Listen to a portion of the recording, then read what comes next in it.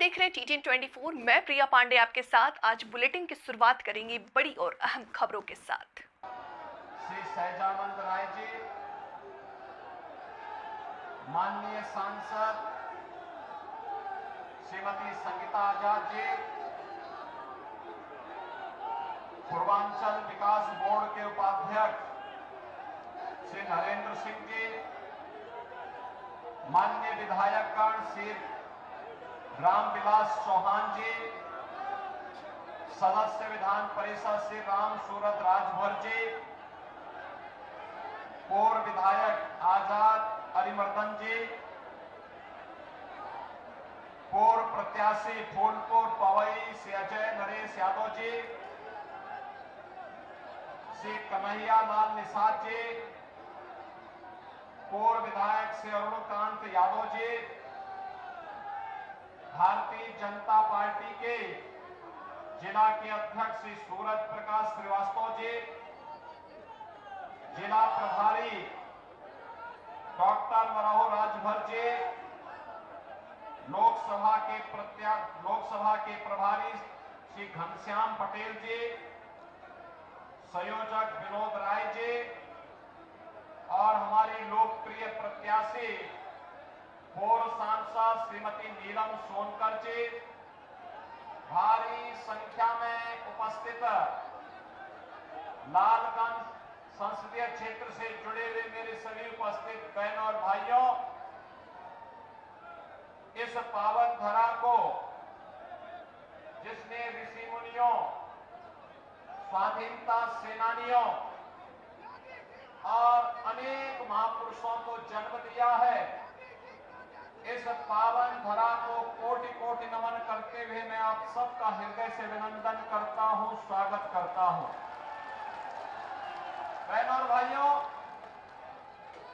अभी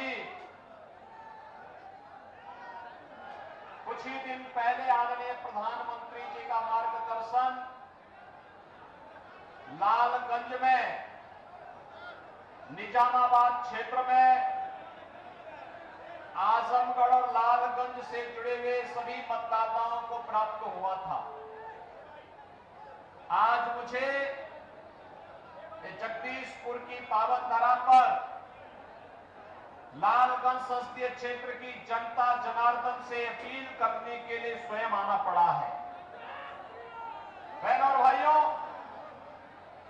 देश के अंदर लोकसभा के चुनाव चल रहे हैं। 4 चरणों के चुनाव हो गए हैं।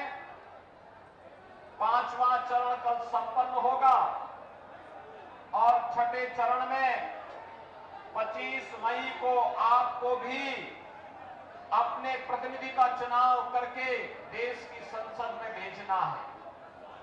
लेकिन 4 चरणों के चुनाव ने यह साबित कर दिया है कि रुझान बीजेपी के पक्ष में है और पूरे देश के अंदर नारा गूंज रहा है कि फिर एक बार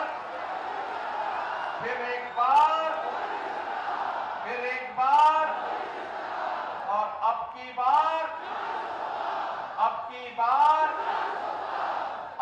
बार जब आप 400 पार की बात करते हैं तो विपक्षी दलों में खलबलाहट बढ़ जाती है।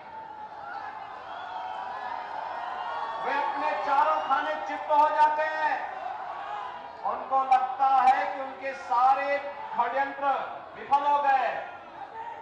और बहनों भाइयों, जनता जनार्दन की अदालत में षड्यंत्र तो विफल होते ही है, क्योंकि कांग्रेस समाजवादी पार्टी इन लोगों का पूरा तंत्र जिस प्रकार के भ्रष्टाचार में लिप्त था, जिस प्रकार की अराजकता में लिप्त था, जिस प्रकार की अव्यवस्था करने में लिप्त था, जिस प्रकार की अराजकता इन्होंने फैलाई थी, जिससे इन्होंने देश की सुरक्षा में सेंध लगाया था और आजमगढ़ जनपद वासियों के सामने तो पहचान का ये संकट खड़ा कर दिया था।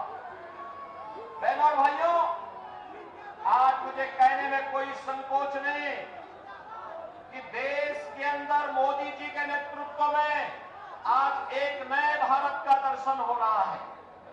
ये नया भारत विकास भी करा रहा है और विरासत का सम्मान भी कर रहा है। देश के दुनिया के अंदर भारत का सम्मान भी बढ़ा रहा है, भारत की सुरक्षा को पुख्ता भी कर रहा है।